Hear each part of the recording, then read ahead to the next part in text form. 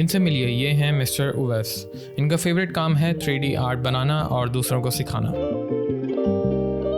इनके लिए यही इनका कंफर्ट जोन है, बल्कि था। शुरू में तो ये कुछ इस तरह बैठते हैं, लेकिन उसके 5 मिनट बाद ये कुछ इस तरह दिखते हैं, और उसके 5 मिनट बाद ऐसे, फिर ऐसे, और फिर कभी तो ये भी करना पड़ता है। फिर एक दिन स्क्रॉलिंग करते हुए बूस्ट की सर्च प्रो को देखा। यहाँ पे बैंक बैलेंस नहीं, बल्कि उसके फीचर्स और कंफर्ट लेवल को देखा। ऑर्डर रिसीव करते ही उसकी अनबॉक्सिंग करी। असेंबली से लेके चेयर पे बैठने तक इसकी वाइब्स ही कुछ और है।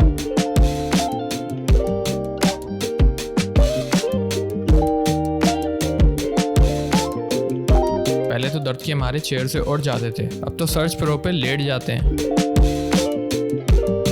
और अब तो सारे ट्यूटोरियल्स में आपको मिस्टर उवैस और उनकी बूस्ट लाइफस्टाइल की सर्च प्रो ही दिखने वाली है।